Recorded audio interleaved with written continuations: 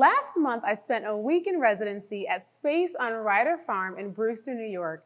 Aside from the very real separation anxiety I had being away from Tami and our son Niles for the first time ever, I had an amazing time being on the land, taking myself on plant walks, watching the snakes and the bunnies, writing, connecting with the staff and other folks I was in residency with, resting, and eating the most nourishing and delicious farm-to-table food I've ever had. I was so inspired by the food, I asked the chef and residency director Min Liao if she'd be willing to chat with me on camera to discuss how she approaches cooking and eating healthy and on a budget, and ways to improve our herbal medicine making with culinary techniques. Here's our conversation. We hope you enjoy. We're here with Min Liao, residency director at Space at Ryder Farm, and chef extraordinaire. And I am going to say that and do the most, because I have had some of the most delicious meals of my life in the past week, and I'm not exaggerating. Thank you. So thank you so good. Thank you so much for just everything. One of the things that I'm really inspired by you is the creativity that you bring to the kitchen. Can you talk about that? Gosh, yeah. I mean, I'm so happy that you're enjoying it. And I love that, I love that everyone has been such an enthusiastic eater, because that's not always the case. Food is deeply personal. It's it's an emotional thing for a lot of us. It involves memory. It involves a level of comfort that can vary when you're in a new place with new people.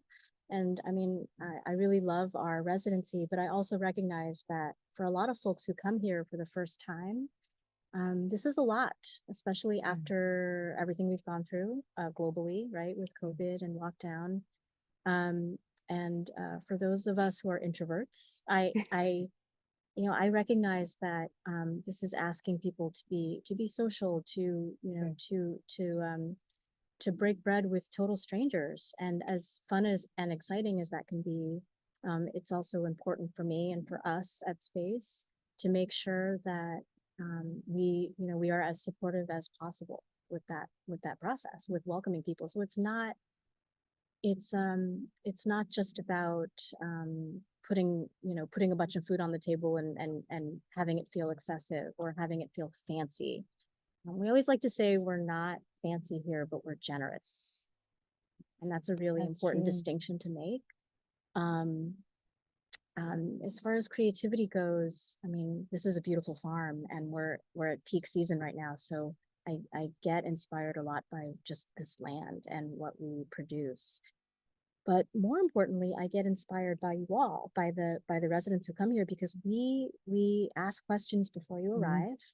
Right, we communicate with everyone well before they get here, and part of those questions and surveys and email back and forths involves us getting to know everyone a little bit more beyond just allergies and obvious things, but about, we ask questions like, what do you like when you order takeout? What do you, do you eat a big breakfast? Do you sleep late? I mean, we ask these things not to be nosy. We ask these things so that we can really customize and start to listen to you deeply before you even get here. And then we try to take it from there at the meals, which are such a important part of the residency experience here. Like, they're the anchor of our days.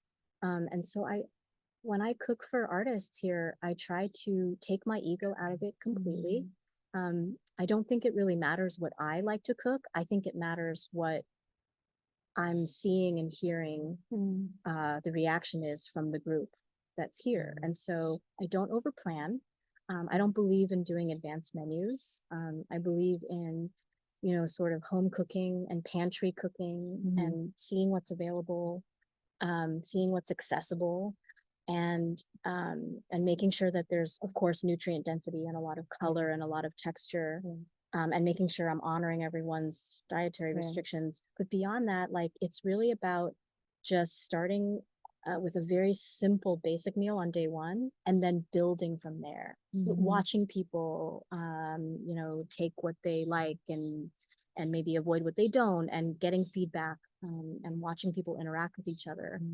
And then from there, I can start to form some ideas about what I want to make next. So like when you asked for the hot sauce, I was like, great, now I know I can take it up a little bit more next meal, or when, Mhm. you know what I mean? Or when someone else says, oh, that, that chicken was great, and I see that the chicken was the first thing that was finished, then I know to up the portion next time. Like all those little things Yeah. matter. And so it's Yeah. very reactive. It's Mhm. all happening in real time.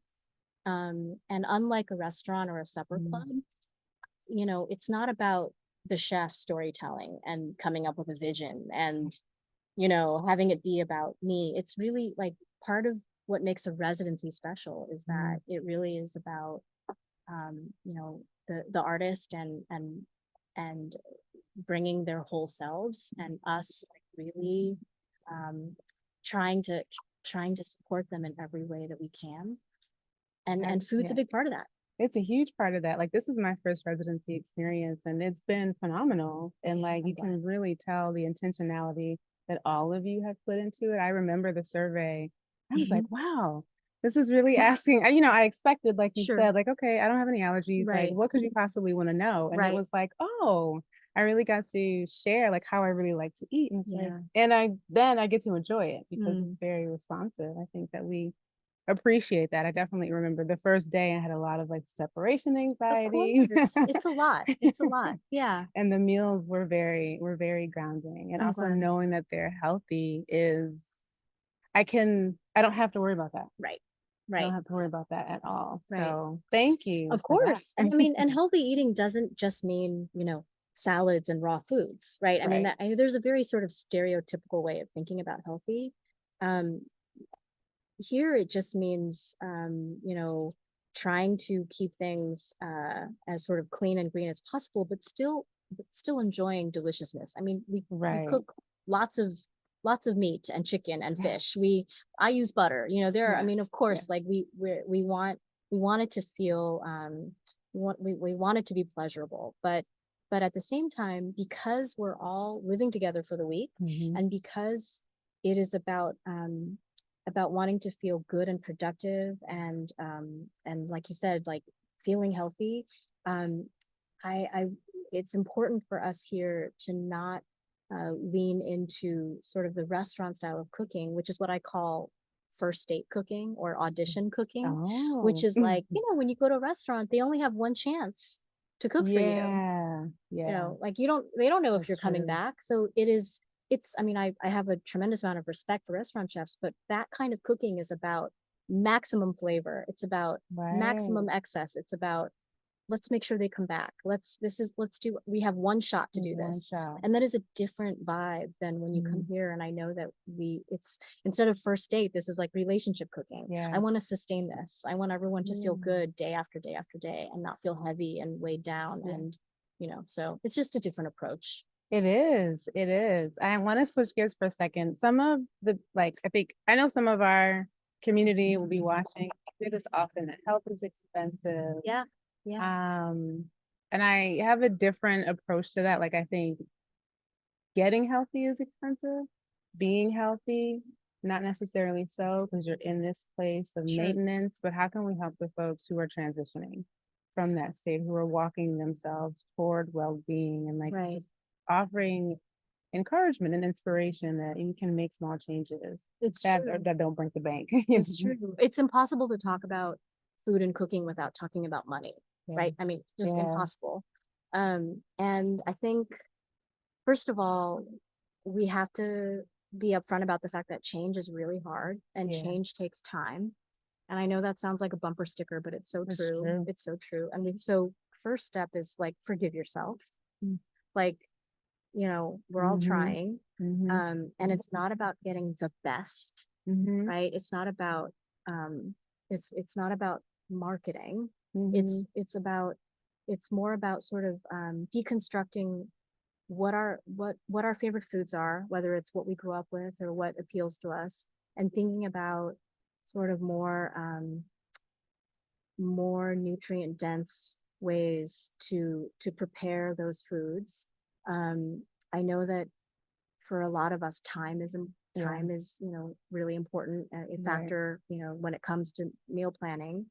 We're all guilty of sometimes having to cut corners or being too exhausted to cook. Mm-hmm. One small thing that helps in this transition, like you're saying, is instead of thinking about cooking your own meals as a project that you have to start from scratch every day, like instead of thinking about starting over each time, it really does help to think of setting aside some time when you can to meal prep and do things in advance. And don't forget, like, your freezer is your friend. People think about the pantry as just your cupboards, right? But the freezer is a place where I know I can chop things or even cook things so that they're ready to eat in advance, but then to portion things out and store them in the freezer. And that way, when I'm tired after a very long day at work, I can come home and I know I can just pull things out that are already done. I know where they come from because I made them, and I can reheat them and things like that. Like, it doesn't need to be fancy, but like I do know that part of the challenge, and this is an ongoing conversation that we're all having, like part of the challenge of healthy eating and like a healthy lifestyle is shifting gears to devote the time it takes to think about it in advance. And look, I know that time is a luxury. I know that thinking about things in advance, such as eating details like that, can be challenging, especially with childcare and work and all the things life throws at us. But that's like a micro step. That's a first step, is just like trying to approach each meal not as a brand new project that you have to start again and again and again, but to think of it as working maybe 5 or 6 meals at a time. Right. And you repurpose I certainly so do. well. And I've really been paying attention to that, just like the rice from today. Sure. And the rice and beans was from the Indian dish that we had a couple of days ago, but it's a completely new meal and a completely different experience. We never would have known that if you didn't say it. Right. Yeah. I mean, part of, repurposing is huge because, nobody likes to waste food. Yeah. But also nobody likes to eat the same thing over and over again. Right. So, a lot of times something that I will be mindful of when I cook in large batches is, instead of mixing everything together, I try to keep things as separate as I can. I know it seems a little funny at first. It's a little tough to get used to, but once you're used to it, all that means is you're able to get more creative with repurposing and with leftovers, because flavors aren't clashing and you're able to mix and match, right? I think of it almost like going to a salad bar, except it's my salad bar at home, and there's other more interesting things beyond just salad. But this idea of looking at a lot of options, they're all done, and then mixing and matching, that helps a lot, especially with kids, especially with picky eaters. But a huge challenge of mine that I really enjoy is looking at something that's left over and thinking, nope, I'm not going to throw this away. What else can I do with this? I like that. I like that. I think that's going to reframe it. Reframe leftovers for a lot of people. In a really helpful way. Yeah. And then something that's really important to herbal medicine is taste. Yes. And like, we can glean how a particular herb may benefit the body through taste. Like, we know that bitter, even though people don't like it, that bitter helps with digestion and detoxification. And how can you help us as herbalists, like, increase our sensitivity to taste so that we're picking up on the different tastes, and then we're processing food and plants in a more nuanced way? Increasing sensitivity to taste. I think first and foremost, when we're cooking, even if it's really basic things, something that might help is to reframe the idea of seasoning as something that you do a little bit at a time, slowly, and tasting as you go, rather than looking at a recipe and going, but it called for a teaspoon of salt, and just putting it all in at once. That does make a difference, because the more you taste as you go, the more you stop and like sort of assess something that's still in process, the more you understand how flavor is developed over time, and how the thing that you're making changes the more that you do to it, right? So a raw onion, like a raw onion, is going to taste like a raw onion. but once it's been cooking in some oil, it's gonna and it's gonna get softer, and it'll develop a more like in-depth onion flavor, right? But then once you add some salt and pepper, there's another dimension. And then once you add maybe some herbs, and then maybe some more salt and pepper, that's another dimension. So to me, it's worth it to stop and pause as I'm doing it, to pick up the subtle differences, and that helps train our taste buds as well. And what's important too for the complexity of flavor, especially you're saying bitter, is don't forget about using acids. And I mean lemon juice, vinegar, all kinds of vinegars, you know, using the tart flavor as a way to mitigate salt and spice and other flavors is a big deal in cooking, and it's something that really helps to make a dish feel like more layered. Yeah, that's so good. Yeah, so anytime you're following a recipe, especially a savory recipe, of course, when you're baking a cake, you should follow the instructions. But so this doesn't, I'm not talking about baking, but anytime you're making a soup or a stew or just cooking for your family, like the whole process of stopping and starting, it may seem odd at first, but it really, I think, helps you become a stronger cook. And it's fun to do with kids. Yeah, because they're learning too as they're doing it with you. That's good. I love that. One of the biggest lessons I had, I think, with layering and like flavor profile is I was making a barbecue sauce and I made it according to the instructions. So it took all day because it was like at this time, and at this time, and then this time. And in my mind, I was like, why can't I just throw it all in the pot and walk away back? And so I did that. Okay. And huge difference. Isn't it amazing? Huge difference. I was like, oh. Because things evaporate and they get more concentrated or just whatever. They hang out together and the alchemy happens. And I'm sure that happens in plant medicine. Yeah. This idea of alchemy and like, so. Yeah, I think if we get better at cooking, we'll be better at medicine too. So that, you know, our medicine, the tincture is not just like, here's some motherwort and it's strongly bitter and just suck it up. Right. But we can actually make that delicious if we understand that. Oh, thank you for that. Of course. Yeah, totally.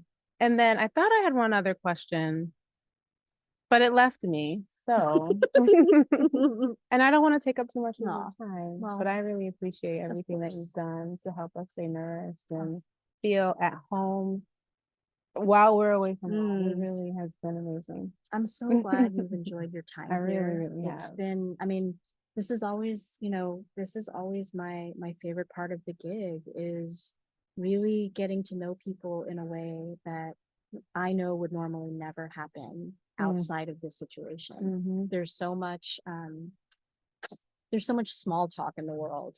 And everyone just checks that at the door when they come here. Yeah. We just get real very quickly. And I love that. We do. So thank you so much. Of course. Thank you.